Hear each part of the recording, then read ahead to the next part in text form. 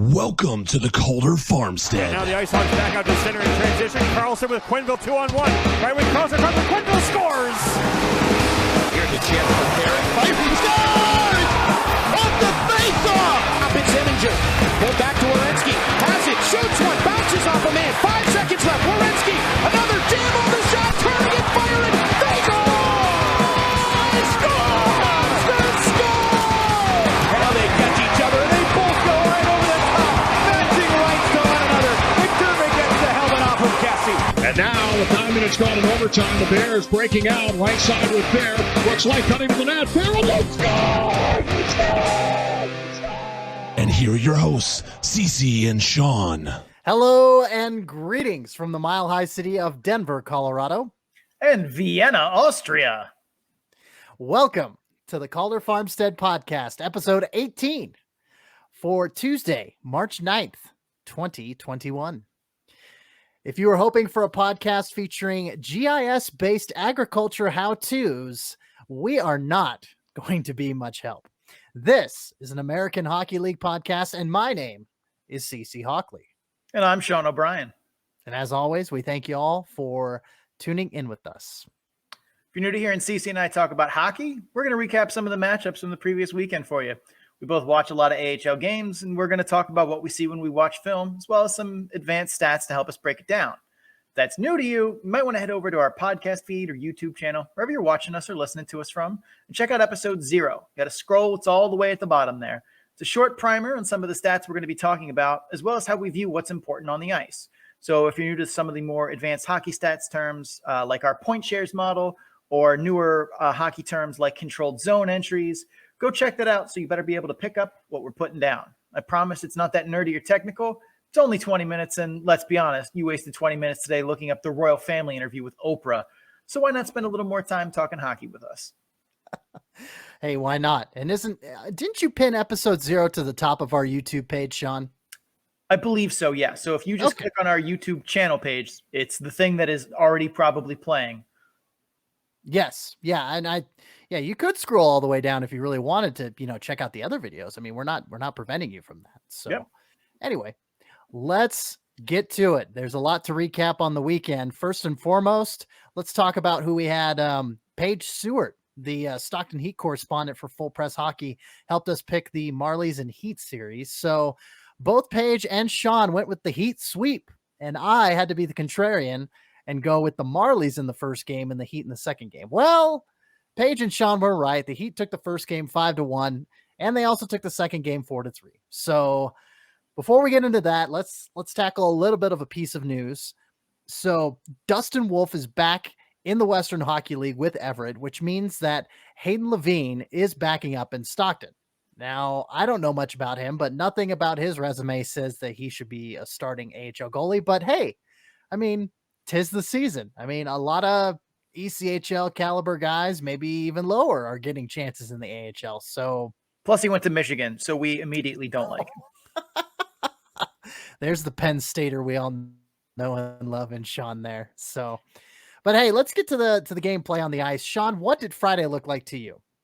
The Heat dominated Friday. While I thought the Marlies were maybe slightly the better team on Saturday for the most part. But on Saturday, the Marlies had some late game lapses, and when you're playing a good team, that'll cost you. But Friday was all about the Heat, and they really kind of set the tone for the weekend with their forecheck and how the Marlies tried to respond to that forecheck. Now, the Stockton's forecheck, you just mentioned it. I noticed it looks a little different. Is it anything special or just a well-executed system we already know? It's a little bit of a wrinkle on, the most common forechecking system there is out there, the 1-2-2. Like the 1-2-2 is the Swiss Army knife of forechecks because you can literally turn it into whatever you want for any situation. You need to be passive and guard the neutral zone late in the game. 1-2-2 can do that. You need to be super aggressive and press and try and get the puck back. 1-2-2 can do that. Like, it is the most versatile forecheck and everyone uses it. And the Heat use kind of a hybrid version of it, but they are very much the guns blazing side of it of we're going to come out and pressure. And the Marlies tried a lot of tactical counters with that, which is what you see in well-coached teams when someone, they're going to bring this game plan. The Marlies tried to counter that 1-2-2, that aggressiveness from Stockton. They had more support on breakouts. They tried more reversals and regroups to beat that first forechecker, as well as having a wing fly the zone so that he pushes that defense back. So there's space in the neutral zone between that first wave of pressure and the back end. Now, these regroups and reversals were not always well executed and oftentimes led to just fumbled first passes, which allowed the Heat to continue on being successful in getting pressure on them, despite getting, quote unquote, beat on the forecheck. Because the pass got by them, but because it wasn't received well. Anyway, but the Marlies had the better execution of these adjustments on Saturday, but the Heat forecheck, by and large, drove the results of this weekend. Now, in the preview, we mentioned the special teams of the Heat are special, definitely special for sure. How'd the special teams battle go here? I mean, the Heat's special teams are insane. Like they're shooting at like a 40% clip right now on the power play. I believe so. Yeah. Yeah. That's we'll get to that in a moment. But yeah, the Heat dominated special teams, going 2 for 7 on the power play and 8 for 8 on the PK across the weekend. Toronto's power play looked fine. Like they generated chances, but the Stockton Heat of Calgary really do a good job of getting in shooting lanes and allowing their goaltender to be covered on passes across Royal Road, as well as, boxing out the slot. They use the check press well. And, like their other, forecheck style, they are very aggressive and in your face about it. Like I said, their power play is currently clicking at a 40.9% clip, which is first in the league and unbelievable. Literally. I don't believe it. Don't get me wrong. Their power play is good. They do a good job. They do a great job of trying to exploit Royal Road passes and do so in more than just the usual half wall one-timers, but also go high to low, utilize shots from the middle, like the Oshie play we talked about with Hershey a little while ago. And while I think there's a sustainable way to get like a 35% power play success rate, the Heat aren't that good. And the ways in which I think that are possible are not exactly what they're doing, but that's a story for another day. But I think that rate is going to come back down to earth, and you saw that a little bit this weekend. They're still going to probably be one of the top 5 power plays in the league, but like a reasonable clip they're going to score at, like mid to high 20s. They're not going to hold 40%. Like, no, definitely not. Yeah. Last thing I want to mention real quick is I was wrong. Get it out, Fonzie. I was wrong about a player, and Alex Petrovick looks a lot smoother out there. Like last season, and in previous seasons throughout his time in Florida, he just looked like a big, slow bruiser who had shot velocity, and well, that was it. And he's looked like a much improved skater from an edge work perspective. Maybe looks like he's gained a half step in speed, but he really seems to fit well into the Heat system and is thinking less and playing faster because of it.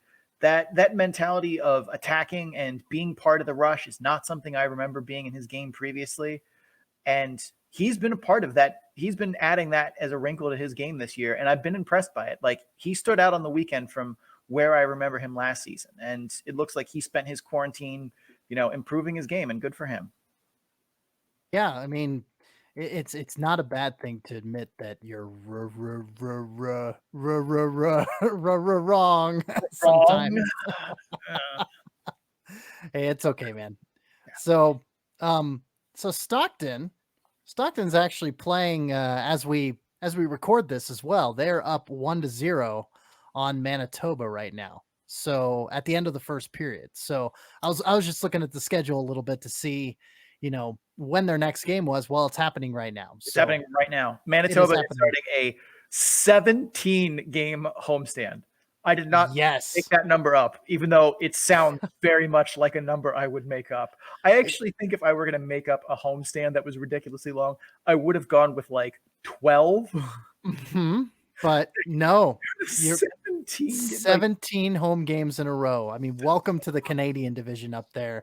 And I tell you, Carter Brooks, He's a NHL and AHL correspondent now for Full Press Hockey. He put that in an article, and I looked at that and I was like, is that a typo? Yeah. No, that's not a typo. That is definitely not a typo. So, Yeah. but yeah, Stockton and Manitoba right now. Stockton up 1-0 at the end of the first. Let's move on to the next series. Let's talk Hartford. And they were supposed to play Bridgeport on Saturday, and our picks don't matter because that game was postponed. So I like to think that technically our picks are wrong because coronavirus won, but I don't think we have a scorecard for that. So no, we don't. Tie, yeah. Yeah, we're gonna go with tie. And then both of us picked the Bruins for earlier today. We were wrong. Both of us were wrong. Hartford with the overtime win, 3-2. So all we really have to talk about is today's game. And did you manage? I mean, we both got day jobs. I did not get eyes on the game, but did you, Sean? According to my boss, no. In reality, maybe. This was definitely a physical affair, though, and that was always going to favor the Wolfpack as they're the bigger and more physical team. We talked about in previous episodes, the Wolfpack need to start fast because they've been, struggling out of the chute in the first period. And, well, you can't start any better than Vladar misplaying a puck and putting you up one biscuit at 15 seconds in. Oof.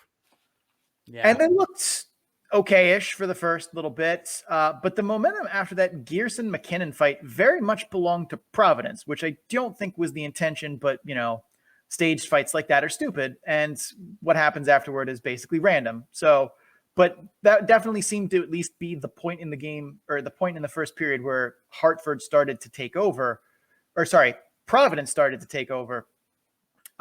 because they really controlled the flow of play all the way up through Will Cooley making a scumbag hit, taking a 5-minute major in a game misconduct. He's likely going to be hearing from the league. Thankfully, Cooper Zek, who was Cooley's hit, finished the game without really missing any time that I could tell. Providence couldn't convert on that ensuing power play, but that, Hartford and being unable to stay out of the penalty box was once again the story of this game. But make no mistake about it, Wall stole this game for Hartford. He stopped an insane 30 out of 40 shots. That is stealing a game for you, especially because Providence had 8 power play opportunities. 9. 9? They had 9. They only converted on 1, but they had 9 for crying out loud. That's too many. That's Wall stole that game because they shelled him. They got good scoring chances, and that game should have been very much a one-sided Providence win. And yet here we are. Mm-hmm. Overall, I thought Hartford played 2 good periods in the second and third. They were physical, but you can't give what was a top 10 Providence power play going into the game. It's probably not anymore. You can't give them that many opportunities and expect to have good results. The Wolfpack got lucky here. They eked out a win. There are some small victories to celebrate, but this is still a team that gets in its way far too often to be successful at a sustainable rate this season. They are very much shooting themselves in the foot with penalties. And I mean, they got lucky today as Wall has not been a, stellar goaltender for them so far this season. And I don't think that's based on ability, is more the randomness of puck luck, but they need to have more to be, showing puff piece clips in the video room, and they don't. This was an ugly game and an ugly win for them, but they all count the same. Yeah, I mean, Johnny Brodzinski, like you mentioned, the 15 seconds in goal and then another goal. You can't have him score a couple goals in regulation and then, take it to overtime and, Morgan Barron bailing you out with the OT game winner and Johnny, assisting on that. So multi-point night for Johnny Brodzinski, and Providence just having a down game. It was kind of just a clash of, Providence's bad luck versus Hartford's good luck in this game. And so, yeah. Because I mean, Providence, their power play was not the best I've seen it, but they were still, creating offense, making Wall make saves. Like, and they got nine chances. Yeah. All right. But moving on, because that was kind of an aberration for sure. Aberration rather. So let's talk about the Wilkes-Barre Scranton Penguins. All right. So their second game of this weekend actually just went final. We'll get to that here in a second. But at Binghamton on Saturday, we both went with the Pens, and hey, imagine that the Pens won 6-3. And then Lehigh Valley tonight, I picked the Phantoms. And like I said, this game just went final just right before we started recording. I picked the Phantoms. Sean said Pens if Lagasse was in net. Phantoms if Sterrett was in net. Sterrett was in net. And guess who won? Oh, yeah. Feel the madness. Yeah. All right. And so it's almost like the Pens have one good goaltender and one maybe not so good one. Yeah. Well, hey, Friday looked like a wild affair. What's the story here? Friday night was a tale of power plays as both the Devils and Penguins went 2 for 2 in the first period on the power play. Wow. Bingo jumped out to a 3-0 lead and actually looked good doing it. Like, this wasn't fluky bounce, man, how did we get 3 goals? Like, they look good putting in 3 goals. And I thought this was going to be a wild night of like, holy crap, does Bingo unlock transition tonight and they can finally move the puck out of their zone? And like, because that's what they were doing. And I will give JD Forrest a bunch of credit here. I would have pulled Lagasse after the third goal. Like, I don't think any of the 3 were his fault directly, but it's 10 minutes into the first period. It's 3-0 on 7 shots on goal. Props for Forrest to knowing his goalie and getting his team to respond without having to resort to that.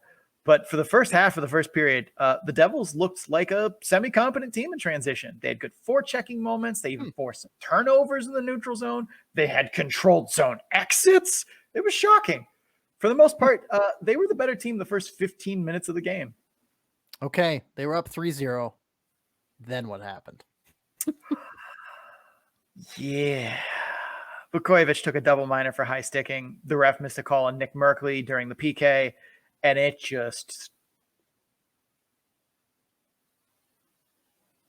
it all came crashing down. Just unraveled from there. Yeah. Wilkes-Barre Scranton scored 2 goals in the power play on that double minor that looked like identical shots that made me wonder if there wasn't something in the video that they identified, because both were from the right faceoff dot, going high blocker on Chen, where both Zahorna and Bellerive used deception well and looked off of the goaltender, looked at the pass like they were going to pass it, and then just ripped this wrist or high blocker. Like, literally 2 minutes maybe apart in actual time, identical goals.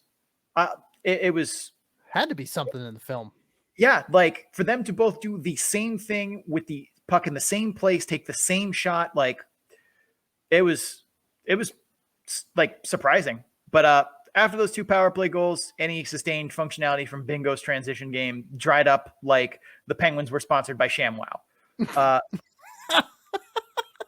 And from there, it was really just a one-sided ass beating as the Devils added salt to the wound with the parade to the penalty box, some of which were sketchy calls. I mean, the missed call on Merkley stings because I don't want to say that was what caused the Pens' first power play goal, because it didn't. But like, that very much, if that penalty gets called, that goal doesn't happen. But this rally that Wilkes-Barre Scranton put on really continues to appear to be what is the core of this team. They aren't flashy, but they skate hard. They execute the game plan well. And they have a lot of like really good two-way forwards that are not top-line talent. Although P.O. Joseph is back now, which that dude's a stud. Like, he's going to be a very good NHLer in future years. But so he good. I'm starting to jump on the Zahorna train. But like, that team has a lot of middle six, like just gritty two-way forwards that do what they're asked and nothing more. And they're making a good go of it. Like, I don't think they're incredibly talented, but they play hard, and that counts for something still in hockey.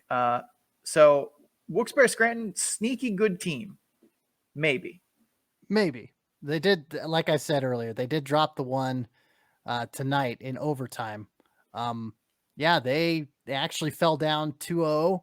Goal in the first, goal in the second by the Phantoms, and they kind of had to claw their way out a little bit. So Tim Schaller scored a goal at 3:48 in the second. Josh Curry then added another one at 10:48. So you go into the third period, it's tied 2-2. Pascal LeBurge scores in the later half of the third, 13:07, and then Schaller again kind of bailing the Pens out and having them get the loser point, unbeknownst to them at the time, at 15:47, but pushing the game in overtime, and then Ryan Fitzgerald sealing the deal in overtime. And only 5 penalties called, 3 on Wilkes-Barre Scranton, 2 on Lehigh Valley, and Wilkes-Barre Scranton goes 1 for 2 on the power play. So shots on goal were about equal, 35-32. I mean, I didn't get to catch the game, but from everything I'm seeing here on paper, it looks like, it looks like a pretty evenly matched up game. Yeah, I didn't get to see this game either because we're recording right now. Right. But I mean, that rally from Wilkes-Barre Scranton kind of goes to what I said. They're a team that they're not going to quit. They're going to go back to work. I will say, as soon as that game went to overtime, though, I would have heavily favored the Phantoms, as 3-on-3 is much more of a wide open skill speed kind of game, and that absolutely favors Lehigh Valley over Wilkes-Barre Scranton in terms of just player personnel. Like, you can put Zayd Wisdom, Max Willman, Forster's healthy. They just have a deeper lineup of guys who can operate with that much space over Wilkes-Barre Scranton. So the overtime result isn't as surprising, but I'm Wilkes-Barre rallying and not quitting on that game. That very much feels on brand for them. Got any other thoughts on Wilkes-Barre Scranton there, CC? I mean, yeah, not really. It like you said, the main thing that sticks out to me is Lagasse and Starrett in net. You've got one solid AHL goaltender and one that's, like I mentioned earlier, maybe more of an ECHL level netminder, at least, from the starts that I saw with him playing in Wichita. But yeah, and I think he could maybe be like someone who could challenge for AHL time as like a 1B or like a true backup, but nothing I've seen from him says that's a guy for the AHL even. So right. Go ahead. I was say I'm with you on that one. Yeah, definitely some development that needs to occur with Mr. Starrett there. Let's see, he was born in 94, so yeah, there's not a whole lot of development, at that age. The ripe old age of what, 27? Yeah. I mean, and he's got a number of seasons of AHL experience already. I mean, you look at 18-19. I mean, 27-7-5-4, and that's kind of the season that stuck out in my mind when he did get to play so many games with Baco. But then, the other sample sizes are kind of small, and it makes you wonder how good that Bakersfield team was in front of him that year. What was his save percentage that year in Bakersfield? It was like 916, 917? 918. Yeah, 918. Very close. Look at me. Look at you go. And that was a voodoo year from him as far as I'm concerned. Because if you look at all of the rest of his body of work, that one sticks out a lot. And it's just like, oh, that's right. Goaltending is voodoo. I forgot. Shane Starrett is capable of, voodooing a good season together. But so is, pick a name. Being at Avs country, Semyon Varlamov, that one year where he, just completely played out of his mind, and the Avs won the Central Division, and and then they just kind of flopped in the playoffs. So that's the one that comes to mind. Yeah, there's lots of guys that can just voodoo a year, get hot for a little bit, have everything click, and then just once the season is over, it's gone. That's the nature of the position. All right, but I think. Oh, sorry. Do you have something more you wanted? Oh, no, I was just agreeing with you. But I think it's time that we, pay for my luxurious trip to Austria here. So we are gonna play some advertisements. If you guys would hang on with us, we are going to talk Central Division and Pacific Division all at once. That doesn't seem like that should be possible given this season, but here we are. It's a weird one. So stick with us through some ads. Hopefully they are entertaining and fun. but we will be right back. All right. Welcome back. Glad you could listen to those ads, and please listen to them. That's the thing, is if you listen to them and you let them run through, then we get paid. So Sean has to, like he said, he has to get his luxurious lifestyle. He's actually in Austria instead of, Moose Jaw, Saskatchewan, or some other remote location. He's actually in a nice locale this episode, which is hey. There are fine people in Moose Jaw, Saskatchewan. I will not have you call that town anything less than classy. I didn't say it wasn't classy. I just was kind of alluding to the fact it's a little remote is all. It's like you're in all these, random Canadian cities all the time, and now you're finally in Austria. But I digress. Let's go to the next series. Let's talk Texas and Tucson. And I know Sean got these picks wrong, and that's okay. That's all right. Sean went for the Tucson sweep. Texas decided to flip the script and do a Stars sweep, 5-2 on that Friday, 4-2 on that Saturday. I at least picked Texas on Saturday. I did go with Tucson on Friday. Look at me, Mr. Split. I did pick a few sweeps this week, so trying to get out of my shell a little bit. But man, Sean and I sat down last night and we were watching this game, just kind of just dissecting film together. And my God, did Tucson look flat? Yeah.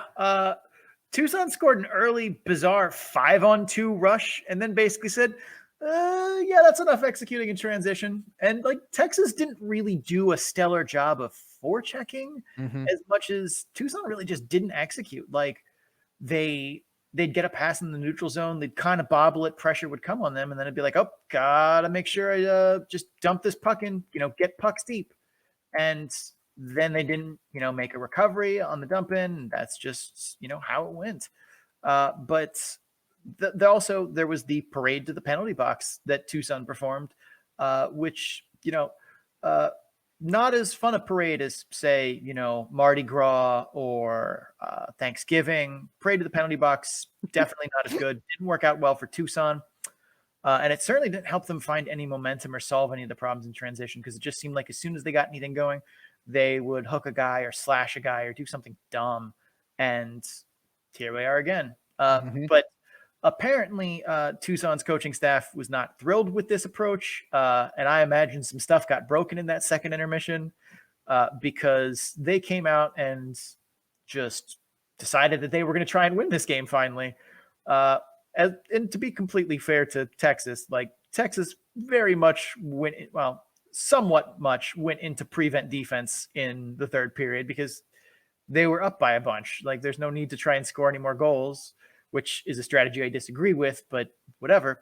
But it was too late for Tucson, and mostly too late because Thomas Scholl stopped 25 of 26 in the third period by itself.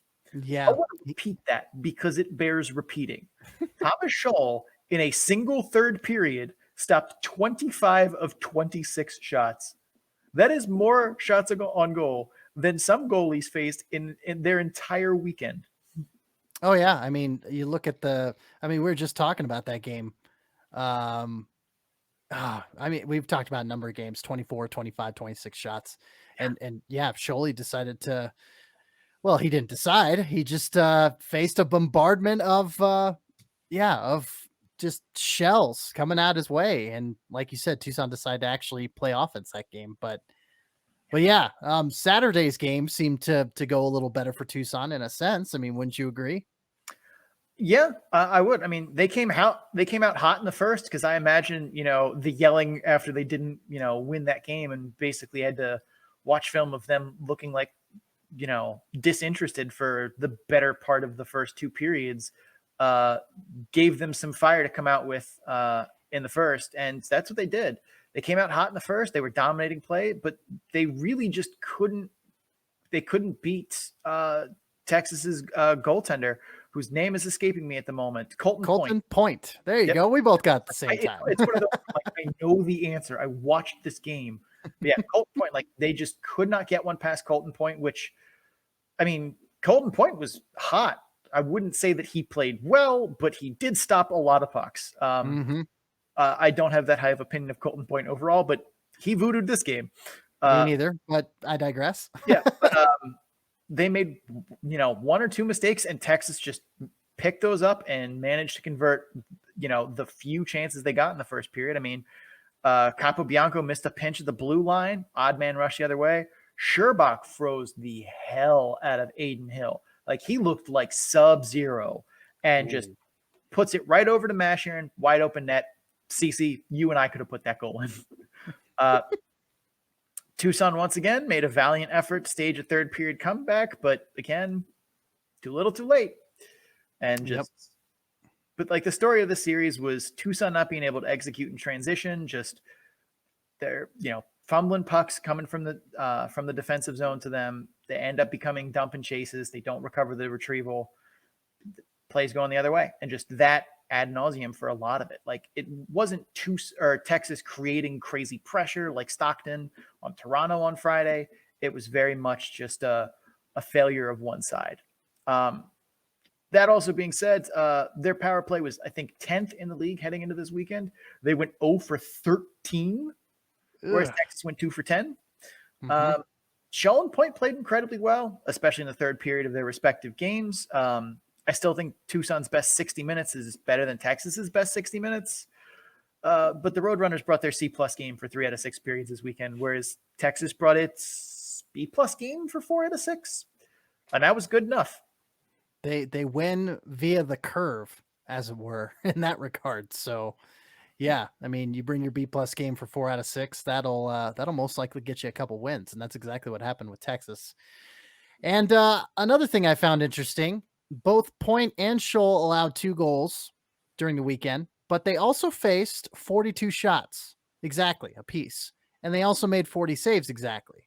They had the identical stat lines in that regard. So, yay for consistency, I guess. I will say that I thought Scholl looked better in his, net minding than Point did. But I also realized this is a Thomas Scholl podcast. We stand Thomas Scholl on this podcast. So there is a fair amount of bias involved in that. A little bit. But I mean, when you're a baller, game recognizes game. So fair. There you go. And we got game, as the fans know, at least when it comes to talking puck, not necessarily playing puck. I do have one closing thing about this Tucson game that I want to talk about. Sure. Cece, I think you know what it is.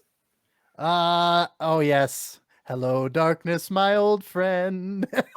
I cannot get over the visual of Tucson's backup goalie on the chair by the runway, like literally just sitting by himself. Yep, just on a stool. Ivan Prosvetov, just celebrating his 22nd birthday in style this weekend by sitting just sitting there, and like I said, it looks like the meme where he's just all by himself. Hello, darkness, my old friend, and just all sorts of lonely over there. It was hilarious, and I wish what makes it worse is he's in such a prominent place on camera when the puck is in his end too. Like, it's literally just him in a chair surrounded by nothing. Like, that has to be the worst. Like, nothing will motivate you as a goaltender to get out there and get games started and be the guy in practice than having to sit in what feels like timeout. Yeah, like, I mean, on the bench, can't talk with teammates, work the door, like, at least kind of enjoy the atmosphere. Like, he is, that's awful. It was tough. And you see more and more moments like that with just the COVID protocols and everything that, depending on the state, depending on the arena, it's just, but yeah, Prosvetov just sitting there on the side as we're watching the game. Sean goes, "What the hell? Why is he sitting all by himself?" And then it's his birthday. Like, it was the day after his 22nd birthday. And I'm like, you couldn't even start the kid. Like, I know Aiden Hill's down there for a conditioning assignment. They mentioned it on the broadcast, like, every time he touched the puck. Right. But like, you couldn't have snuck one in there. Yeah. Start the kid on the day after his birthday. I mean, got sit there in the corner by himself. Got to condition Aiden Hill. I understand that, but yeah, poor Prosvetov on his lonely little perch there in the corner for everyone, God and everybody to see, for sure. All right, let's head back up to the Canadian division. We're going to talk Manitoba versus Belleville. Belleville off to a really, really rough start. Manitoba taking the sweep. Sean predicting the sweep. The Moose won 3-1 on Friday. They also won 6-2 on Saturday. I predicted Senators first game, Moose second game. So Sean, chalk another one up for Mr. SOB, the good kind of SOB, like Stone Cold Steve Austin. So, but anyway, we both thought the Moose would roll here. Well, at least more so, you more so than me. Is that how it played out? I mean, the score is kind of indicative of that, but what did you see, Shawnee? Burden stole Friday's game, flat out. Birdman took that game. I thought Belleville was the better team on Friday, but Birdman was not having any of that nonsense. Belleville looked good, though. They just couldn't capitalize on a lot of the grade A chances they had. Sokolov couldn't put off a breakaway off a turnover. Abramov shoots wide on a pass across Royal Road on a 2-on-1. Formenton gets robbed on a partial breakaway. Parker Kelly can't bang one home from right in front of the net on a turnover. Any one of those grade A chances goes in on Friday. This game is very, very different because the Moose scored empty netter. So this is really a 2-1 game. That one goal, one of those, very high danger chances goes in. Tie game, we're looking at a different outcome here. Sure. I won't say that Burden stole Saturday's game. He did play very well, and I swear to God, he has some of the most insane luck of any goaltender I've ever seen. Even just from like not even like a voodoo perspective where he sticks a pad out and like it miraculously hits him. He gets somewhere it's just like dude has a wide open net and can't put it in. There were one or two over the course of the weekend where it's just like the gods smile upon Mikhail Burden. That's really it. But Saturday there was a lot of Moose flexing on the power play, including a tactic I want to talk about because I absolutely loved it. 5-on-3, they set up in the formation that every single team in the history of hockey has ever used on the 5-on-3. I call it the 5 dice. I'm sure if you ask other coaches, they'll have a different name for it because visually that's what it looks like. 2 guys in the bottom of the circles, 2 guys at the tops of the circles, and 1 guy in the middle. It looks like the 5 on a side of die. The Moose, though, utilized Todd and Perfetti down low. They had a pass that went horizontally across the 2 of them behind the net, so below the goal line. Then they immediately shot it up to Heinola, who blasts it home. This is really effective for 3 reasons. Number 1, passes across Royal Road are difficult for goalies to track. So those horizontal crossing passes, very successful. 2, horizontal passes behind the net are difficult for goalies to track because they have to look over their shoulder instead of being able to see it straight on. And 3, passes low to high are difficult for goaltenders because they have to adjust coming off the post and adjust their angle and their depth to the shooter. This play combined all 3 of those things, and that's an awesome thing. In the words of Oliver Twist, please, sir, can I have some more? May I have some more, sir? Oh, yes. Yeah, you watch enough Manitoba games, you're definitely going to get some more for sure. Now, any breakdowns in regards to Belleville's play? Any specific things you noticed, Sean? I don't think there was a lot of grief given to Gustafsson for his effort in this. The 6-3 game, 6-2. Sorry, and the 6-2 game. But I mean, he didn't play particularly well. But I don't think he blew it for the B-Sens on Saturday. 2 goals are tipped right in front of him. You're just praying those pucks hit you. You have no chance to actually make the save. You're just in the butterfly, hoping it hits you when it gets tipped from that distance. 5 of the 6 goals would be classified as high danger chances. And yes, you'd like to see him maybe snag 1 or 2 of those.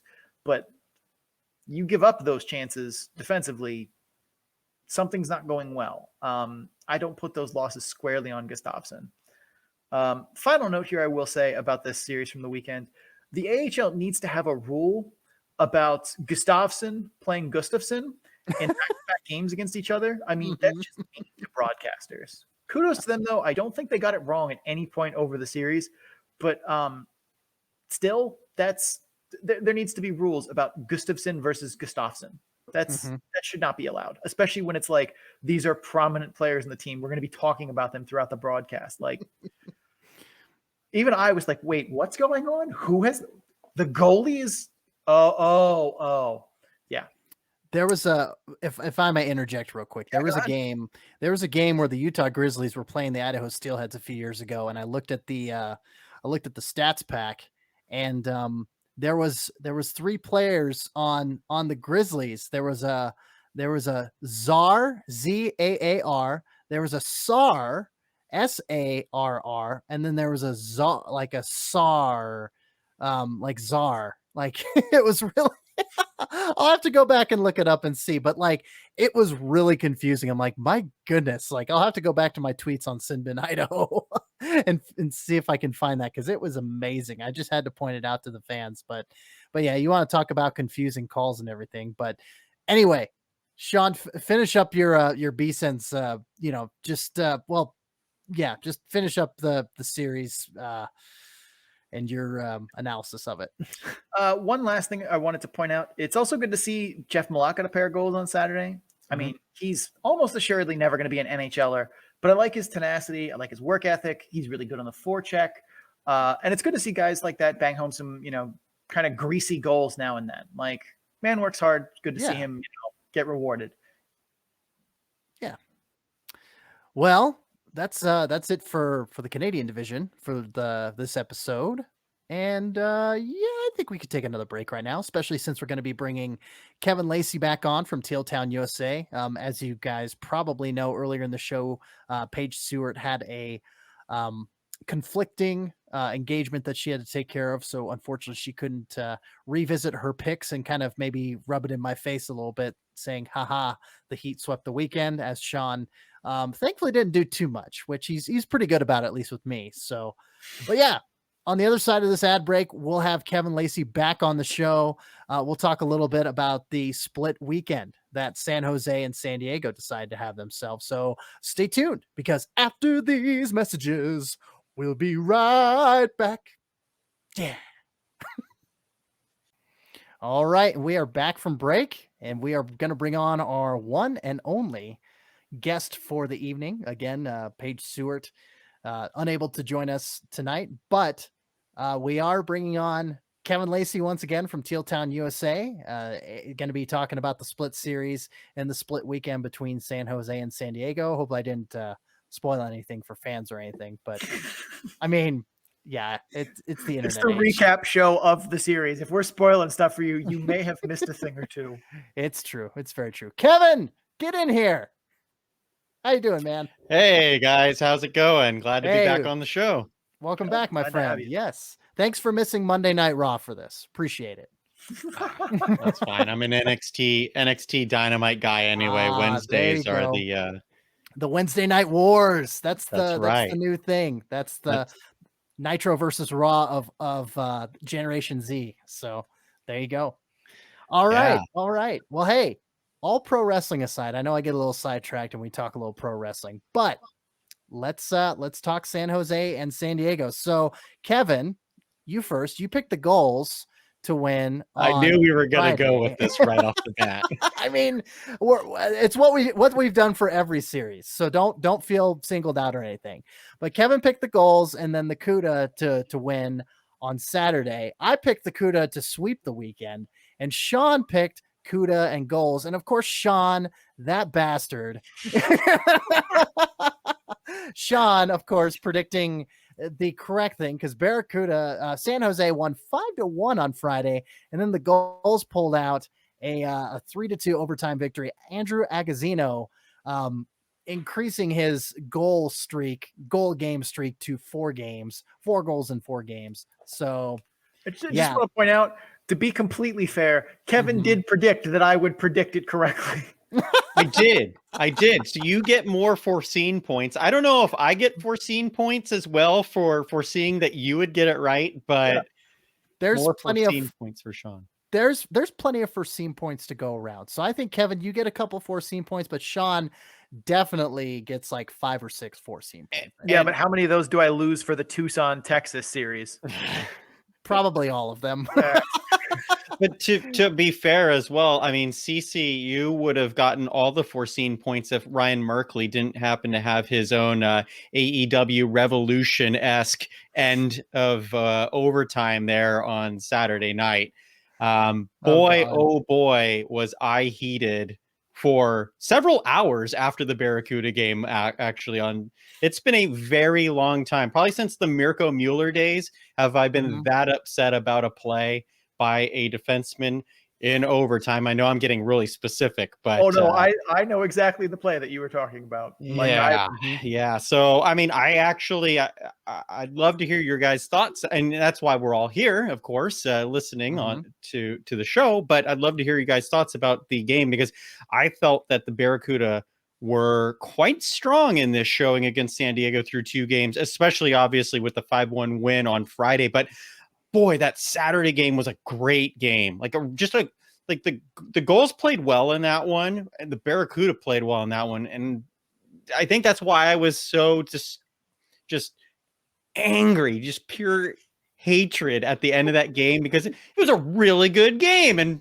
we lost. It was, and that was not a fun ending to a good game. That was right, exactly. That was so let's get it off. San Diego was really shorthanded this weekend, as like basically Anaheim heard us record and we're like, but what if this were more interesting? And they called up Drysdale, DeLeo, Lettieri, and Stolarz on Thursday night. So none of them played at all this weekend. Gooley only played Saturday. And I mean, I don't want to toot my horn too much here, but I did say after getting shamed by the Kingslayer, San Jose was ready for Friday night. And they got what I felt was every bounce in creation to go their way too. I mean, I hate the phrase, oh, he wants that one back for a goalie, because it's always true. Every goalie everywhere wants every goal they've ever given up back. But Lucas Dostal wants a mulligan on that Evan Winger goal that went in, because that was painful to watch as just a fan of hockey, because that was bad. That was say, like, in both games, there were a good share of poor goals against, even though, like I said, or like we said, the Saturday game was a very good game. Even that game, there were a couple of goals that I kind of cringed on.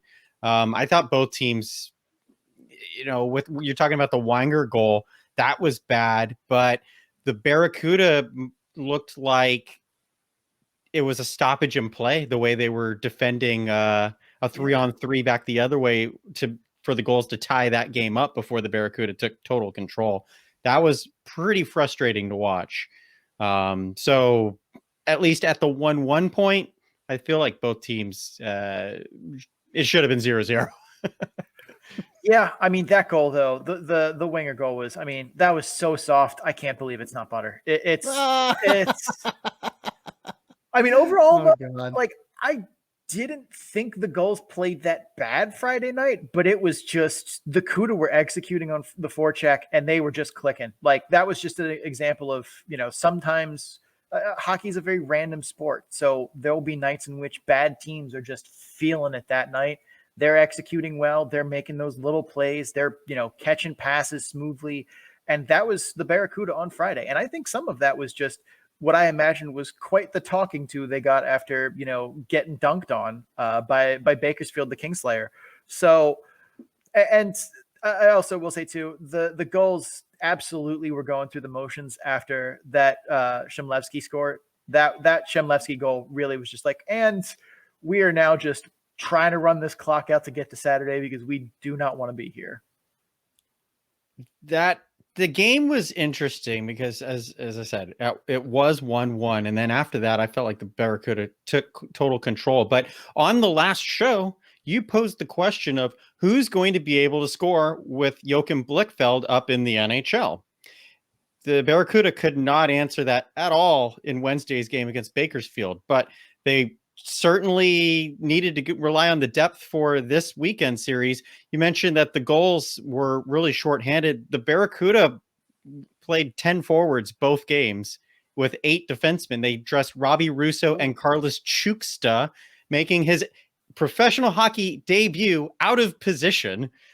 Russo and Chuksta played as forwards, and Chuksta, of all people, scored a goal in front of the net, which I never would have thought, because I'll be honest, he's not the player I'm really paying much attention to out there on this roster. Not my favorite, but add goals from Chmielewski and Halbgewachs had 2, so double word score there.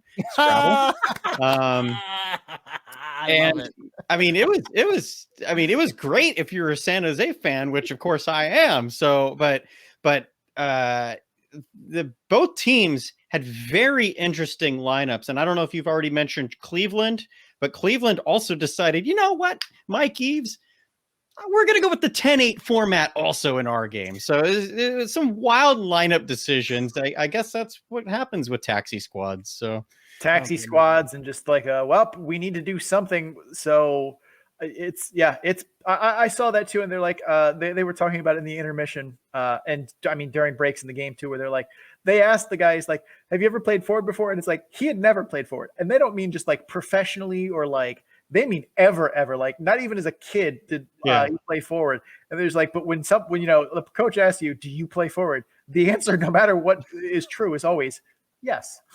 Yes. And with Chuksta, it being his debut, that's one hand coming out of college, but like Robbie Russo is a well-established veteran defenseman in the AHL. I think his mobility really helped him out playing up front, but because he honestly, I felt like was one of the best back checkers, as you would expect from a defenseman, in the weekend series. But he didn't necessarily look out of place to me. He did put up some points this weekend, and he did. He had 2 assists on that Friday night game. right? He hit 2 apples in there, and yeah, it was a team effort. Everyone contributed, even the new guys. That's kind of impressive.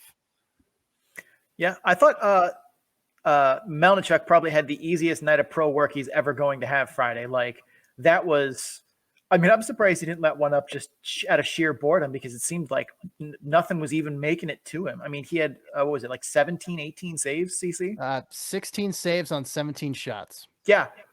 As we talked about earlier, and we're just going to keep bringing it up on the podcast, Thomas Scholl faced 26 in a single third period. Yeah. Melnichuk faced, 9 fewer shots? In a game, in a whole damn game. Yeah. But and Melnichuk really struggled, in my opinion, in the 3 games before that. He played the 2 games to start the season against Tucson. The scores weren't bad, but I wasn't that impressed with how he played. And being his first 2 games in North America, I mean, I'm not going to fault him on that. I mean, we're 5 games through his pro career in North America anyway. But at least after the 6-0 drubbing he was in against Bakersfield, I feel like the Friday game was his way of kind of getting eased in a little bit more. And then the Saturday game, he really shined. Like I know we'll talk about the Saturday game and how the shots were lopsided, but the game really wasn't. I actually thought Melnichuk outplayed Ole Eriksson Ek in that game, despite facing less total shots. Let's talk about Saturday's game, since I feel like we're naturally progressing there. Mm-hmm. Saturday was much more of a fast and loose kind of game. Not always the most well executed, but certainly not short of fun. I don't know who's counting shots in Irvine, but man, they had a wild night. Eriksson Ek got the benefit of a couple of freebies there. That's for absolute certainty. But I can't imagine they have a full slate of off-ice officials, so I'm willing to let there be some slide work. But like, there were a few that I saw where I'm like, no. I saw that shot counter, sir. That wasn't a shot on goal. That was not a shot on goal, but like, I mean, there are some aspects of that. Even if you want to give Eriksson Ek all the credit for all of the shots that those maybe were. There were a lot of chances that the Gulls had that just didn't show up on the score sheet. And definitely not on the score sheet of the first period. Carrick had a breakaway he missed wide. Agazino had a 2-on-1 that he stared down a pass on that still is a grade A chance that he just kind of didn't do anything with. Benoit had a backhand shot from the house on a very screened Melnichuk that went wide. And there were a couple others too that just didn't quite make it as shots on goal. So then they don't show up on the official tallies. And then it looks like a much more one-sided affair in the first period than in reality. I felt like my eye test told me that it was. Yeah, absolutely. And I feel like maybe the scorekeepers had a talking to in that first intermission, because it did kind of level out over the course of the game. I felt like the Barracuda were the better team though of the two. But kind of alluding to what you were talking about, Sean, as this game progressed, started to see starting to see the Gulls kind of get their stride back a little bit, but also started to see some tendencies that the Barracuda were plagued by last year defensively, where they were giving up 2-on-1s, 3-on-1s, 3-on-2s. And so a lot of those plays that you've already mentioned, I feel like that's why Melnichuk had the stronger stronger game of the two goalies, for the fact that the chances he was facing were a lot more dangerous, because the Barracuda were susceptible to giving up odd man breaks. It's a different defense squad this season, and that's why I'm a little concerned about that. Maybe this gets tightened up the next game against I almost said Anaheim, San Diego on Tuesday, but that was a big time problem last year. So if that becomes a storyline throughout this season, I think the coaching staff needs to have a hard look at themselves and say, why are we giving up so many odd man breaks with a completely different roster? And I think it's funny too, because I know that when we were talking about Syracuse a couple of weeks ago, we said like they're very much a live by the sword, die by the sword team that is just going to trade chances with you. It's like, oh, you want a 3-on-2? Here's your 3-on-2, but we're going to take a 2-on-1 the other way if you screw it up. Oh, look at that. We got to, like, they are a live by the blade, die by the blade kind of team. And while that's a lot of fun for us to watch and even more fun to analyze, because I will take high event, fast paced, crazy high octane hockey over, the plodding, slow, muck up the neutral zone, dump and chase, grind it out down behind the boards, 2-1 kind of game. But that's just me. The one thing I did want to comment on Saturday's game from San Jose that I didn't like, that was subtle but definitely there, is they threw a lot of pucks on the net from distance. And I am always going to be a strong proponent of shooting from the points is bad. Yes, you have to do it sometimes. Like, you have to still have that threat there that the goalie respects. But like, this is not something you should be trying to base your offense or power play on. And for some counting numbers' sake here, the CUDA had 12 shots from above the circle in all of Friday's game. They had 9 in Saturday's first period. Like, that's an alarming number to me if I'm a coaching staff member, of why are we throwing pucks from, no man's land, basically. Like, yeah, you want to put some of them up there just so that there is some sense of that in your offensive game. The goalie can't just know that when the guy is at the point, he's never going to shoot. But like, throwing 9 of 16 shots in that first period from above the circles, that's not getting it done. No, definitely. And I believe, I'm trying to remember what the score was after the first period. So it was 1-1 at that point. I think that's kind of why San Diego was able to get back into this game, because I don't feel like San Diego was the better team in that first period. Shots, would agree to that. But the Barracuda didn't seem quite as sharp as they were on Friday night in that. And both teams, struggling with depth right now. I do feel like San Diego, you guys pointed it out to me on the last show I was on, where having all those players called up really was detrimental. I thought Bo Grew was strong for San Diego in the game. I thought he just all around played very well. He had a goal and an assist in the Saturday game, but you're looking at guys like Bryce Kindop and Maxim Golad, and I'm going like, okay, I am great with rosters, but you're starting to lose me a little bit on this roster depth here, San Diego. So at least up front, So I would have liked to have seen the Barracuda put more pressure up front. I don't know if maybe just Kevin Dineen tightened things up on the back end, that the Barracuda said, all right, we can't try this up front, so we'll throw as many point shots as we can. Don't know what happened there. Maybe it was a situation where they knew Ole Eriksson Ek was making his first AHL start, and they said, let's try something different. I mean, it's not that it didn't necessarily work because in the second period, Zach Gallant threw a gimme basically from the point that Eriksson Ek completely missed with his glove, and it went in. And it's like, wow, that should never go in. I saw that, and like, I mean, it's not a great camera angle there, and it's definitely not 1080p HD they're shooting in, and some leeway to them because this is basically an emergency setup. I'm not expecting the Coen brothers to be directing one of these games, but like, I swear from looking at that and probably watching that goal 6 or 7 times, like it looks like it hit something from from Eriksson Ek's reaction to it. Like it looked like.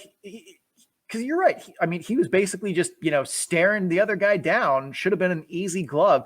And like he goes to stick his glove out and then like looks like he makes an adjustment on it and just misses. And I'm like, the goal got credited to Gallant. He's the one that shot it from the point. But like, and I can't see the puck as it's flying through the air. It basically looks like the frickin' Zapruder film.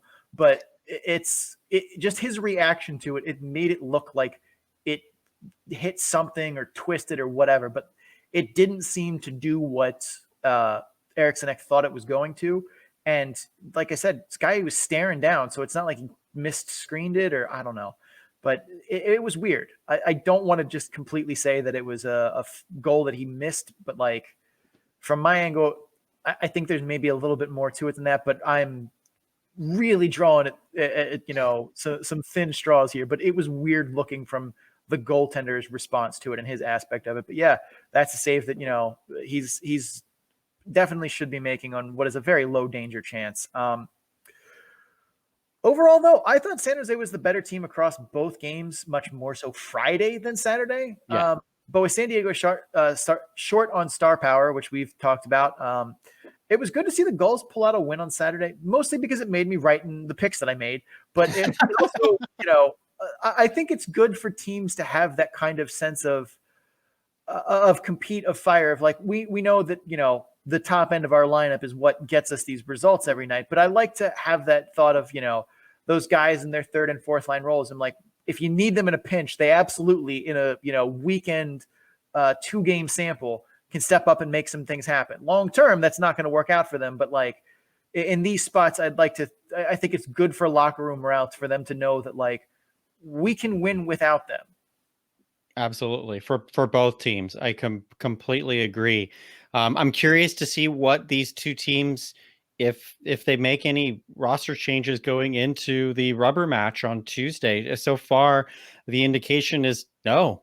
The Barracuda went with the exact same 10-8 roster from Friday night. The Gulls did make a change, but all they did was make it 11 forwards, 10 forwards with 1 defenseman as a forward and then 7 Ds. They went really all over the board with their lineup on Saturday's game.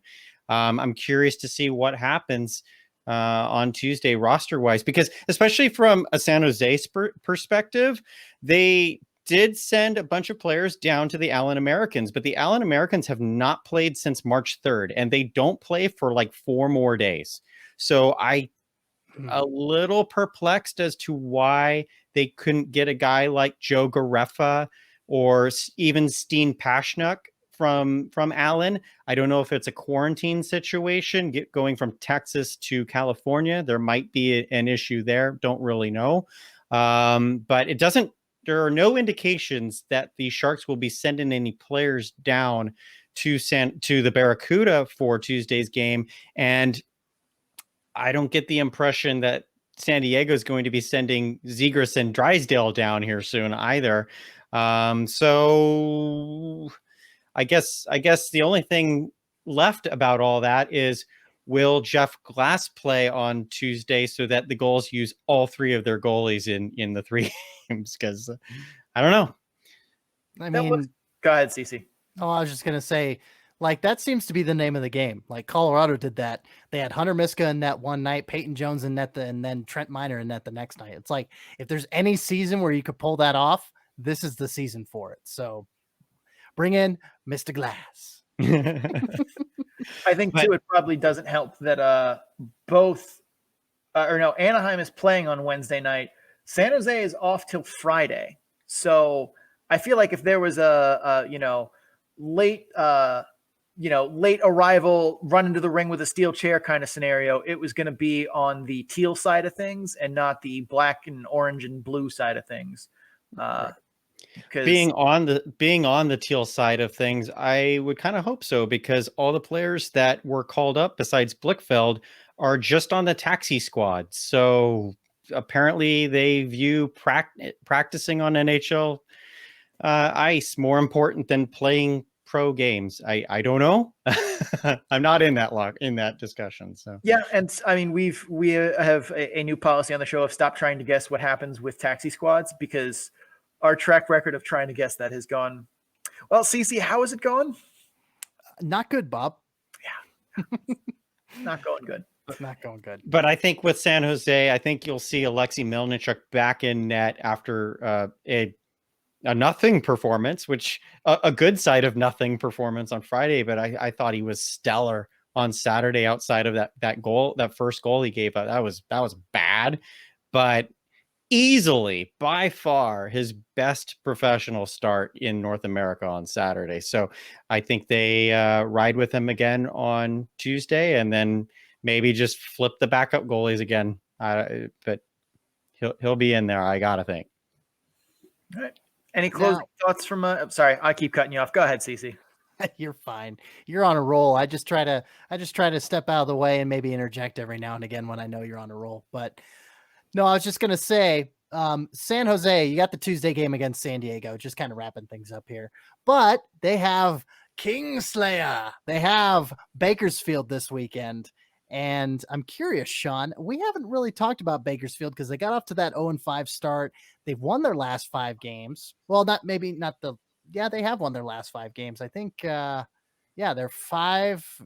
Yeah, they're 5-5 now. So I think maybe, if Kevin's available, we should have him back on the show maybe to preview the Bakersfield series. Yeah, I mean, we're going to be talking. It's true. Bakersfield has kind of been that team Iowa that has just seemed to have fallen out of the mix of us trying to work everybody in. I mean, there's 28 teams and we only have so much brain power. So it is challenging. But yeah, we definitely need to do some due diligence on Bakersfield. So we're going to talk about that series in the preview. So Kevin, if you are available, we would like to have you back on Tuesday, or what day is today? Today's Monday, and we would be recording on Thursday. We would like you to have you back Thursday. It's been a long day here. We'd like to have you back on Thursday night to talk Bakersfield, San Jose with us. We'll see what I can do. I'll see what I can do there. Bakersfield, that's going to be 4 in a row for the Condors and the Barracuda. So we're getting all these games out of the way. And actually, 9 out of the next 11 games, including Tuesday's game, 9 out of the next 11 are against either Bakersfield or Henderson. The only other 2 are against San Diego. So we're going to be very familiar with these franchises here by the end of a couple of weeks. I only have one thing to say about that. Thanks, Stockton. Yeah, Paige. What's going on with your team? Well, there are 3 Canadian teams with American AHL clubs that had to deal with the border, and 2 of them dealt with it better than the other. Yeah. But I just want to say one thing. So Bakersfield going into this has a chance to extend a 5-game winning streak. San Jose has a chance to extend their 5-game playing streak, I believe it is. Yeah, from the last broadcast. Yeah. So this is going to be an interesting battle of streaks coming up here, but that's more for the preview show than it is for the recap. Any closing thoughts here from either of you two about the Barracuda and Gulls this weekend? Only thing for me is if some reinforcements come for the Barracuda, I'd be curious to see if Ryan Merkley plays on Tuesday. I think he will, because being a top prospect in the organization, you have to let him overcome horrible mistakes like what he made in overtime on Saturday. But that is the second really bad mistake. I give him the benefit of the doubt for an overtime loss the Barracuda had against the Reign in the preseason. I felt like that was more of a bad hop, but nevertheless, that is 2 plays already in a month that Ryan Merkley has bombed in overtime. So again, being a top prospect, get him back in, let him show what he can do. But at the same time, is it too early to make a statement? If I'm Roy Sommer, I'd consider it, to be honest. That's fair. I'm Kevin Lacy. I'm at Kevin Lacy 22 on most social media platforms, and I'm also on Teal Town USA. My podcast is In the Reef. We'll be doing another show probably next week because I guess I'm coming back on Thursday for the Calder Farmstead. So we'll see what happens. It's not a requirement. I mean, you can decline the invite. I mean, we're Paige not your couldn't make it supervisors. we are not your supervisors. Sean tells me that all the time when I, tell him to go to bed at a decent hour. He's like, "You're not my supervisor." You're not my supervisor. Okay. I'm sorry. So, Kevin, once again, always good talking hockey with you. Always good talking Barracuda with you. And let's do this again soon. Absolutely. Thanks for having me, guys. Right. Thanks, man. Have a good night. All right, Kevin Lacy. And God, he's fun to talk to. I love having him on the show. A lot of fun. Yeah, a lot of fun. Good times. All right. Well, hey, we got one more series to cover and then a quiz. Sean's got another quiz boiling in the pot there. So stay tuned. We're going to take a quick ad break and we will be right back. Welcome back from the other side of some advertisements. And once again, we thank Kevin Lacy for coming on from Teal Town USA and breaking down the weekend that was between San Jose and San Diego. And last but not least, we're going to talk about another series that we previewed in the Pacific Division. The Henderson Silver Knights heading over to Loveland, Colorado to play the Colorado Eagles. So yeah. Sean, you want to tee this up for me so I can knock it out of the park? Absolutely. You, so on Friday, I picked Henderson. CC picked Henderson. Henderson won 4-2. Saturday's game, I'm riding the PDO train of the Henderson Silver Knights. I picked Henderson. CC went for the split and said Colorado would squeak one out. Silver Knights won 4-1. Monday's game, COVID won. Yes. Another COVID victory. It's getting a lot of dubs. This year for a bunch of leagues. But anyway, yeah. Let's talk those games. Let's talk about it. Yep. So the Eagles gave the Silver Knights all they could handle Friday night. Logan Thompson continues just to be too hot. CC, what makes Henderson just so damn good? Oh God, it's a combination of just all the talent that they have on that team and the puck luck that they're getting. I mean, Dylan Secura, 4 goals in the last 4 games, and just kind of a little microcosm of how it's going. You've got a 2-on-1 that Henderson's coming in. Secura tries to pass it to his teammate on the 2-on-1, and a Colorado defender gets a stick on it. The puck goes up in the air and Secura goes bap and just nails that thing out of midair and just right into the net. I mean, if that's not puck luck, I don't know what is. Granted, again, that does take some skill to be able to have the hand-eye coordination to do that. But that's just how Henderson's going right now. I mean, they're 10-1-0, and they're boasting. I mean, Gage Quinney had a hat trick the previous night. I mean, granted, one was an empty netter, but a hat trick's a hat trick. It'll count. So, take it. 3 goals for sure. But yeah, I mean, it's just they're tenacious. Their back check it's suffocating. I mean, Colorado could generate only a handful of chances. Jason Megna scored a couple goals in that first game. Colorado's only scoring in that first game. Then he gets called up by the Avalanche the next game. So, Charlie Girard has to fit in on that first line there with TJ Tynan. And I'm forgetting his line mate there on the first line. But yeah, it's just Henderson's just clicking on all cylinders. They have a hot goaltender in Logan Thompson, like you mentioned at the top of the hour, the top of the question there. It feels like top of the hour, but yeah, it's just Henderson is so damn good. They're generating so much PDO and so much puck luck, and you are riding that train to the end of the line. You're just going to keep predicting. I absolutely am. I learned from Vegas when they debuted. Like, I have seen this movie before. I know not to hide, in the basement next to the knife collection. Like, I'm getting on board and I'm just going to ride this thing. And like, right. I don't want Henderson Silver Knights fans, of whom there are many, to try and think that we are in some way saying like, your team isn't really that good. They're just getting like, this is what happens when teams who are really good get lucky. Like Tampa a few years ago, Tampa last year and the year before throughout the regular season, they were really, really good and they were getting really lucky. And they looked like gods. That's what's happening right now. Like, we both still think Henderson is very good.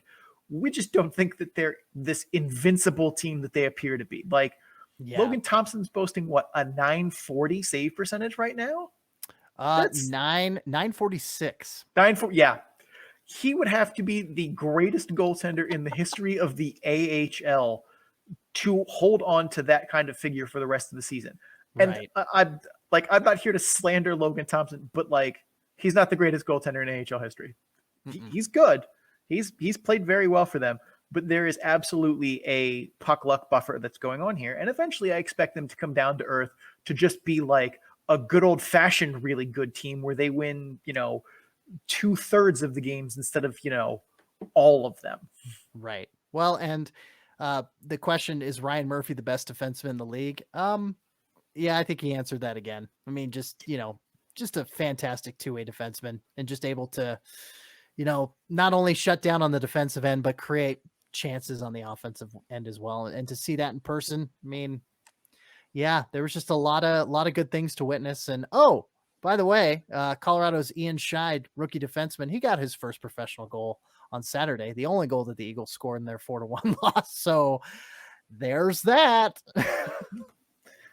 Yep. I had something here. I forgot it. Completely slipped it when I was going with it. And then you said that he scored his first professional goal and it just completely lost it. Sorry, man. I actually got to dip my toe into the Pacific Division a little bit more this upcoming week with the film and watching games.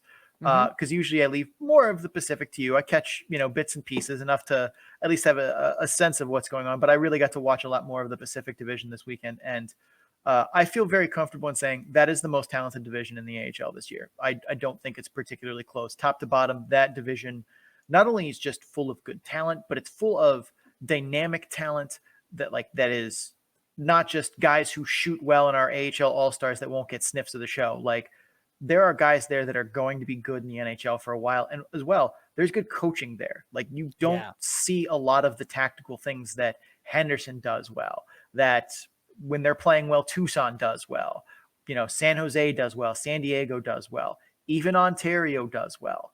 It is a very deep division. And I think if you're an Ontario Reign fan, just, glutton for punishment, listening to the successes of other Pacific Division teams, as we talk about Henderson and Colorado, I think that team would be much better. Like, they would probably be a winning team if they were in the Central or Atlantic or one half of the North. But anyway, let's get back to topic here. CC, how are you feeling about the Eagles going forward, losing Trent Miner to the WHL today? Well, I think Miner did admirably. I mean, being, just his rookie year and just a young goaltender at 21, I think, he's done well. I think losing Sasha Mutala isn't as big of I think losing both of them, to the minors today, to juniors rather. Sorry, not minors. They've been playing in minors. It's not a kill. It's not a roster kill, because obviously Colorado's struggling, and I think having those young guys on the team, like I said, minors done respectably, but I think Sasha Mutala, he looked a little, I don't know, he just not, I don't want to say out of his element, but he definitely was a juniors kid playing at a grown ass man sport. So seemed to step behind the play occasionally, but he played well. And so bringing in Riley Woods, bringing in Ty Lewis today from ECHL Utah, guys that are familiar with the system. Riley Woods, I think, needs to atone for some of his on ice gaffes and sins that he's committed with the Eagles this year that have directly played into losing, to scoring goals and losing games. So Riley Woods has to exercise some demons. And I think, bringing up Ty Lewis, like I said, a familiar face in the system, can't hurt. So yeah, those guys benefit coming in. And, you've got Adam Warner, you've still got Hunter Miska once Pavel Francouz gets healthy and net there. You've got Peyton Jones in the meantime, and you've also got Kevin Carr if he needs to come up and, play a few games or at least back up a few games for the Eagles in the meantime. Yeah, and I think one of the things that we've kind of brushed over the course of this season is, 18-year-olds and 19-year-olds, when you put them in these situations fresh out of juniors, it's rare for them to look good. I think the reason we've seen so much of it this year is not so much an indictment of how 18 and 19-year-olds perform in these spots, but how good those specific ones are. And I think the fact that, as you were saying, he didn't seem to really fit in right away and had, struggled being a kid from juniors playing grown-ass man's game. Like, that's what it's supposed to look like. The fact that we had, guys like Zegras and Drysdale and Peyton Krebs and Arthur Kaliev, like the list is, Connor McMichael and Hershey, Forrester in Lehigh Valley, like Jarvis, Bach, like, yeah, the list goes on. But like those guys they're very much an exception to what is a normal role of the 18 and 19-year-old, which is to look lost and baffled of like how much faster and more skilled and how much less time and how much stronger everyone is. Like, these are not normal reactions, especially too coming off of what is probably the longest layoff of their hockey playing lives. It's a real testament to some of these guys to, make us forget that like this is not what's supposed to happen when teenagers come to play in the AHL. Yeah. And so, yeah, that's exactly what Colorado's coming across right now is that, yeah, they don't have a Jamie Drysdale. They don't have a Trevor Zegras.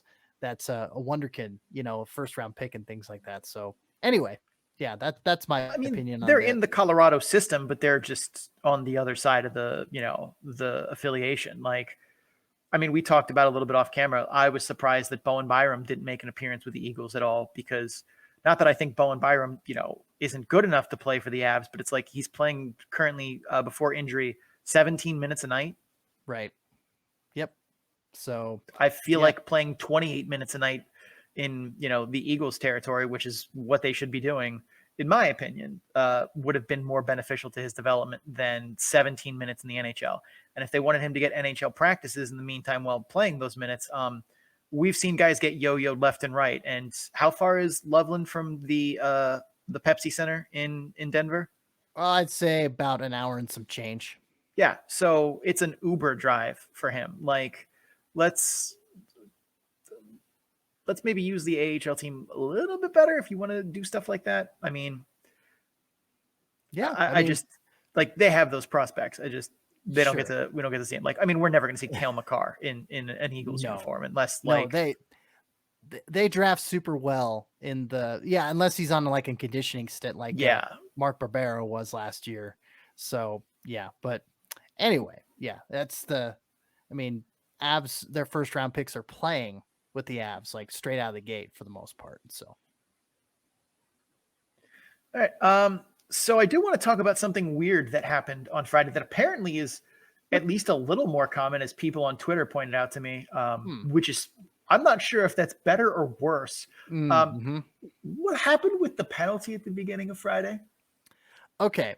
So there was a bench minor that was served by Jean-Luc Foudy at 1:44 of the first period. It was for an incorrect starting lineup.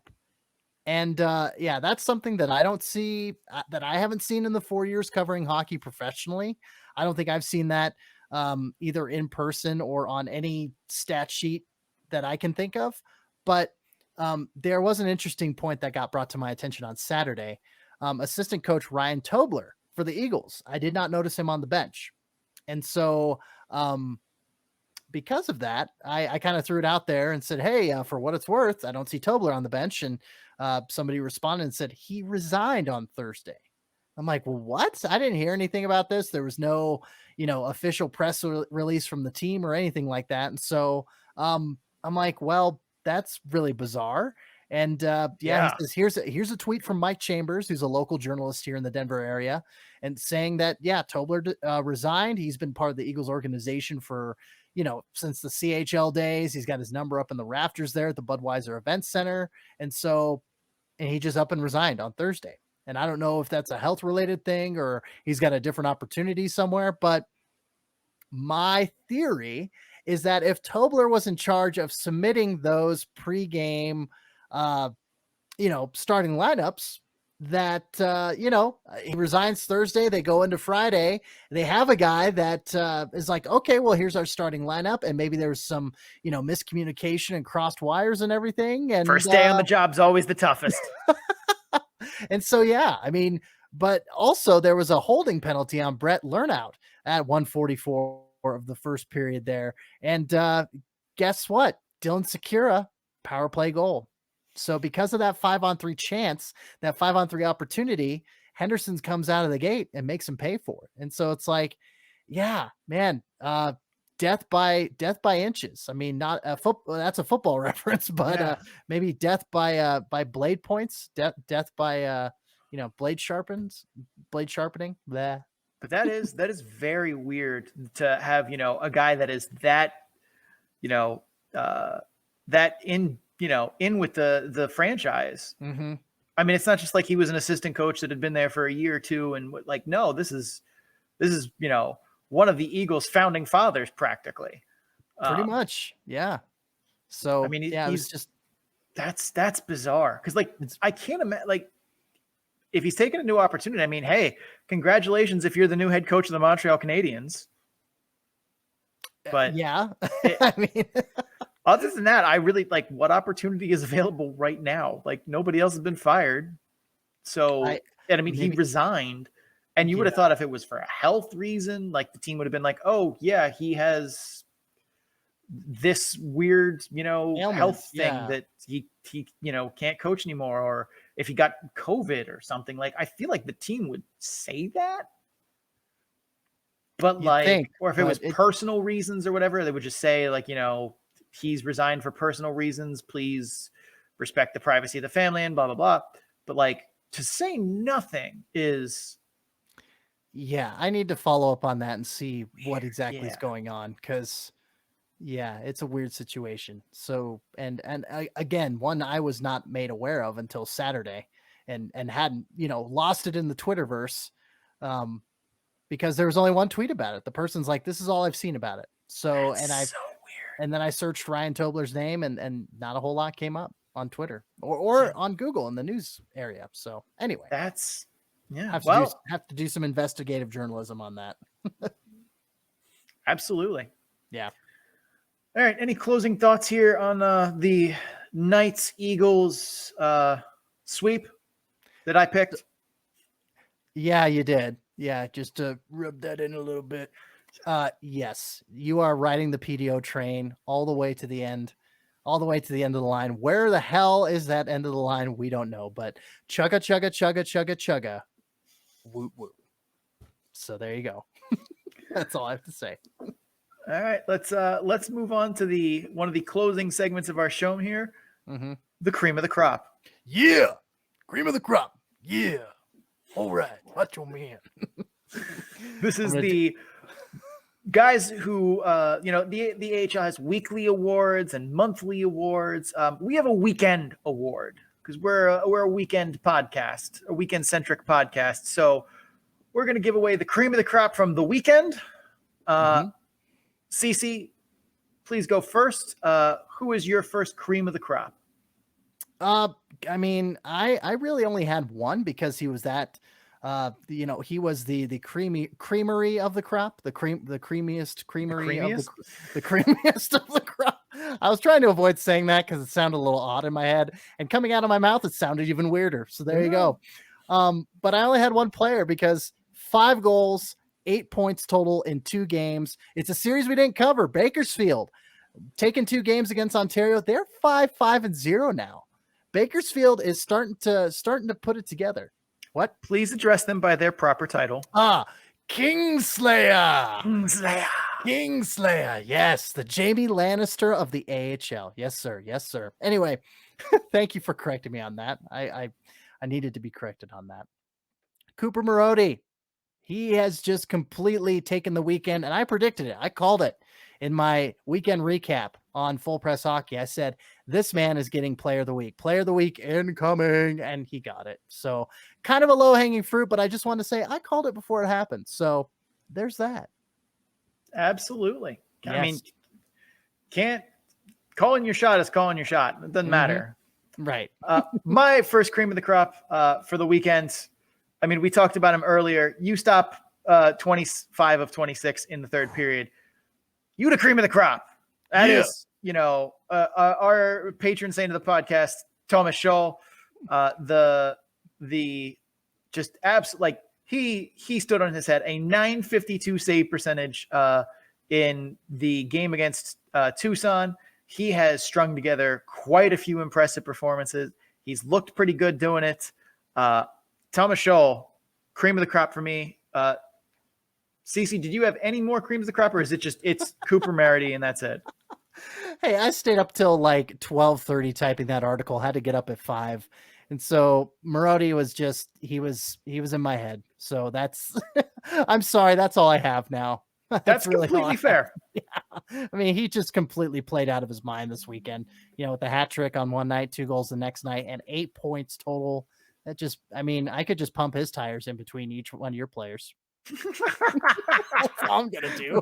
Let's not get too carried away.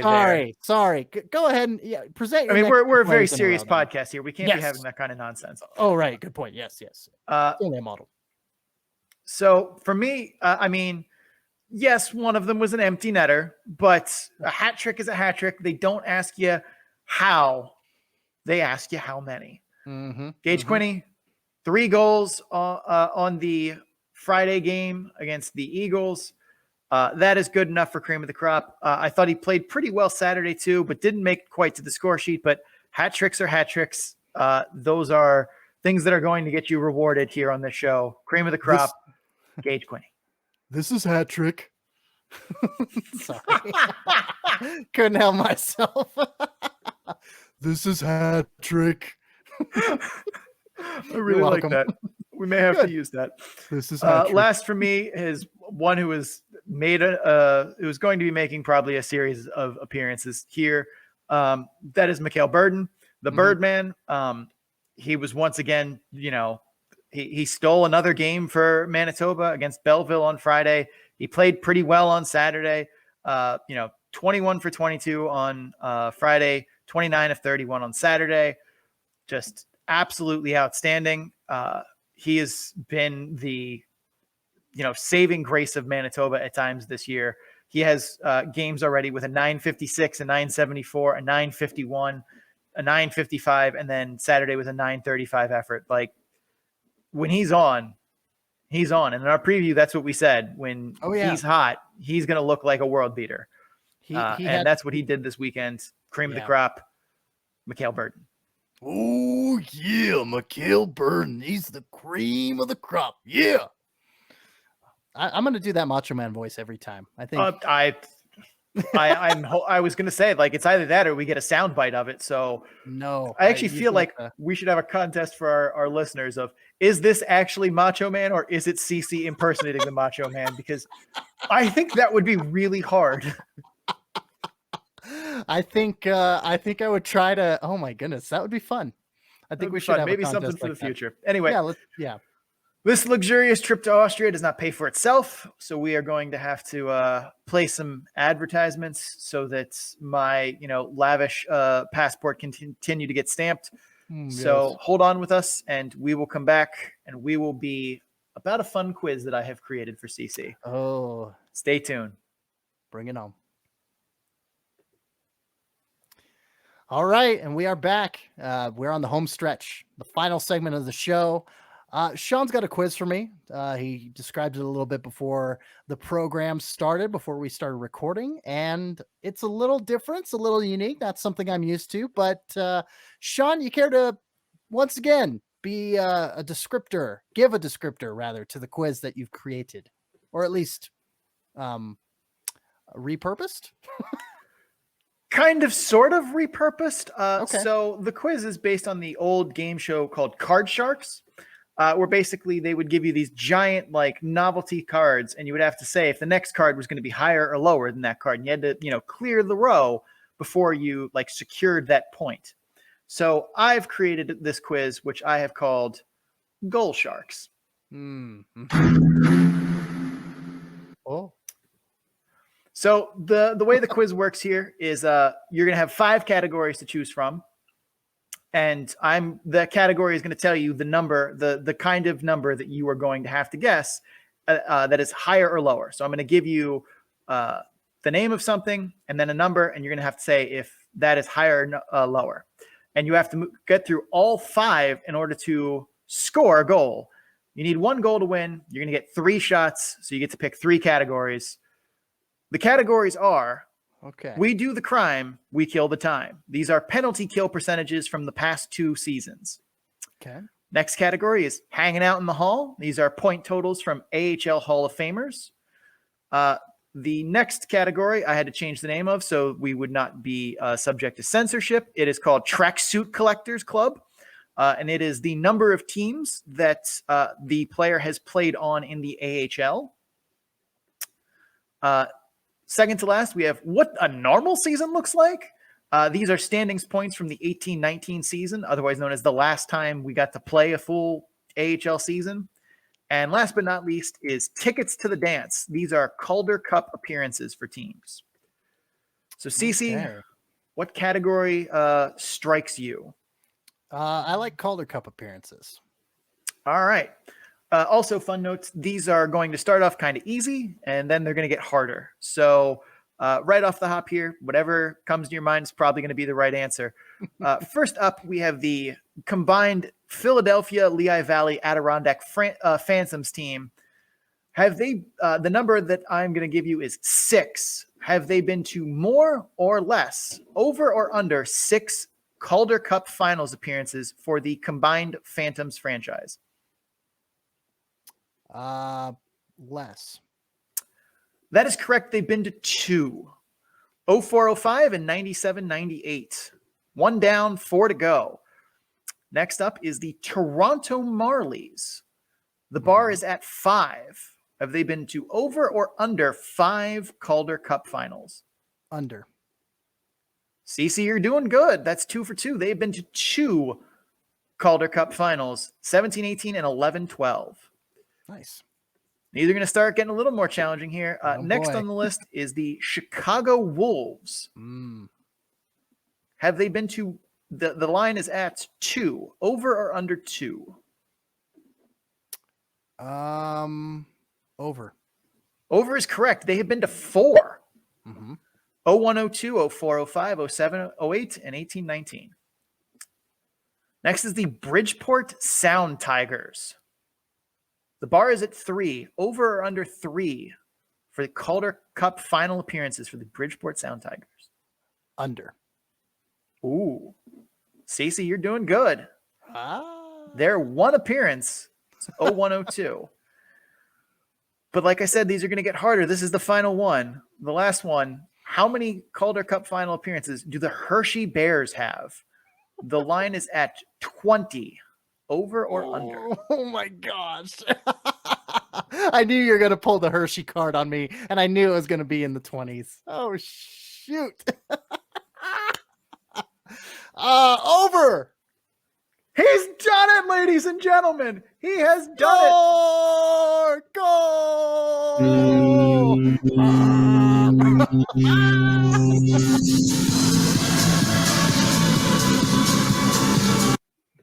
Cece, you they have cut been it to off before that. 23 Hey, Calder Cup hey. finals. Good golly. I knew it was in the low 20s. I knew it. Oh. Well, would you Yes. like to take a victory lap and take another category, or you just want to rest on your laurels, take your rant, and call it a day? I'm going to be like Christian Laettner in that one commercial and make a hammock out of the nets that I've won in college and literally rest on my laurels. You ever seen that commercial? It's so awesome. He's like, I'm literally resting on my laurels. Great. It was phenomenal. And it was right after I Hate Christian Laettner came out on 30 for 30. Oh, it was so wonderful. It was so great. Anyway, yeah, I'll take my 30 seconds and talk a little bit here. So today is, as we're recording this, is International Women's Day. And I know there's going to be some douchebags out there that argue the fact that, oh, women don't need their day. They're just as much a part of the, species and, whatever. It's like there is a long track record of women getting the short end of the stick, and pun very much intended, in the hockey world. And the fact is that I'm seeing so many good things on social media, whether it be LinkedIn, whether it be Twitter, whether it be Instagram, of women and men and women just pumping each other, pumping, women's tires. Just the fact that they're pumping each other up and bringing women to the forefront. You've got the PWPA, playing at Madison Square Garden recently. You've got the NWHL, playing at Lake Placid, and you've got a number of these things. You've got a lot of women taking executive roles these days and starting to take prominent roles in hockey clubs and everything as well. I say, let's keep it going. I mentioned it on Twitter today. I'll close with this.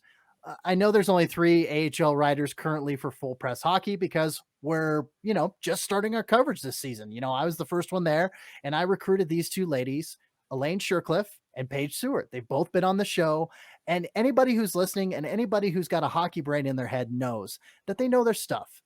They know their stuff. They're probably 2 of the most respected. Well, in my mind, they're 2 of the most respected people that I've worked with directly and have gotten to be an editor over, and their work shows it, whether it's in the audio form here on the Calder Farmstead, or if it's in the written form at Full Press Hockey. Long-winded, 30 seconds short, International Women's Day. Let's keep it going. Let's not shortchange these super talented women, any of them, of the opportunities that lay ahead of them. To just, piggyback on that a little bit.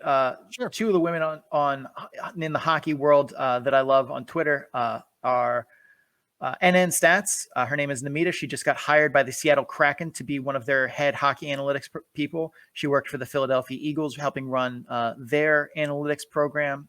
She's a fantastic follow on Twitter, does good talks about analytics and hockey. The other is Rachel Dory. Rachel is very likely going to be the first female GM in the NHL. She's currently working on a master's program about analytics and drafting in hockey in Canada at, I want to say, the University of Windsor, but don't quote me on that. But her podcast, the Staff and Graph podcast, great listen to. She's a good follow on Twitter. Both of them, fantastic women in hockey, and there are plenty more. Alex Mandricki, even though you can't follow really anything on social media, got hired by the Kraken as part of their analytics department. She's brilliant. There are a lot of great women in hockey, and there should continue to be. There you go. Yeah, sorry. Paige was live tweeting the Stockton game, and that's why she wasn't available. It's like both Sean and I are like, oh, duh, she's covering the Stockton game tonight. Stockton's playing tonight. No wonder she couldn't come back on the show and boast a little bit that she, picked correctly like Sean did. But anyway, yes, women in hockey, keep it happening, keep it going, because they deserve to be there. They're bright and talented people, whether they're male or female. If they deserve to be there, they deserve to be there. So there you go. All right. Now, Sean, you get to close out the show because I won. I mean, we get to do that. I don't get to do the fun sign-offs, but yeah, I'll start us off here. Sure. So that's it for the show. If you guys are enjoying the show, please make sure you subscribe so you get episodes in a timely fashion. Also, please rate and review the podcast wherever you're listening to it from, if that podcasting platform allows such a thing. Not all of them do. I don't know why. If you're watching on YouTube, like the video and comment what you thought of the episode. Doing so helps others find the show, and your reviews help us improve it. You can also follow the show on social media at Calder Farmstead on Twitter, at the Calder Farmstead on Instagram and Facebook. Links to all of that and more can be found in our link tree, which is scrolling below the video here. But if you're listening to an audio version, is linktr.ee/the Calder Farmstead. We really appreciate you guys clicking on our links, listening to us, giving us some love on social media. Even when you're from Australia and Norway, we got a couple of clicks there from the other day, which was unexpected, but we'll take them. Anyway. Hey. Full Press has, we've got KHL coverage. So I guess not too surprising that, we get some clicks from Norway. So whoever's from Norway, thank you. Much appreciated. And my name is CC Hockley, and you can find this podcast. Of course, we are a part of the Full Press Radio Network, as I've dropped Full Press's name probably 5 or 6 times in the past, as many minutes. So, but hey, that's where we're at. That's where we're based out of. So you can catch this program, other hockey podcasts, and other sports and sports entertainment podcasts Full Press Radio Network, fullpresscoverage.com covers so much. So go check out all those programs. They've got a flavor pretty much for everyone's liking. Bleh. For me, you can find me representing Full Press Hockey on Twitter at FPC_AHL and at my personal Twitter account at CCHawk. Mainly talk about hockey, but hey, I've got music, tweets, memes, takes on movies, food, etc. It's all good. It's all fun, but mainly hockey. But hey, if you want to follow me for that other stuff too, I won't complain. Check out my writing on Full Press Coverage Network at fullpresshockey.com. Just dropped the weekend recap for the Pacific Division. So if you want to go a little bit more in depth from what, actually we went pretty in depth, but please go read my article anyway. I love it when I get to see more views. So anyway, Sean. My name is Sean O'Brien. You can find me on Twitter at Sean O'Brien 81. That's SeanObrien 81. I'm also on Instagram at Sean O'Brien _81. Both of those are personal accounts. It's mostly hockey on Twitter. Occasionally some spicy pop culture takes, as well as random musings about whatever's going on. My Instagram account is working on improving. But you can find my stats work, including the point shares model, which I promise I'm going to start actually getting updates in on Monday instead of like Tuesday-ish. But that you can find the point shares model. We talk about that PDO thing. That's on there. A bunch of other stuff as well. Standings projections, all on the Tableau page. You can find that at bit.ly/data-dump-and-chase, all lowercase, all one word. Big thanks to Adrian Drake, who made our theme music. You can find him on social media at AD_dysfunction, DYSFUNCTION, so he can make music for you too. And that is it for episode 18 of the Calder Farmstead. For Sean O'Brien, once again, I'm CC Hockley, and we appreciate y'all listening. So, as we always say, keep your stick on the ice.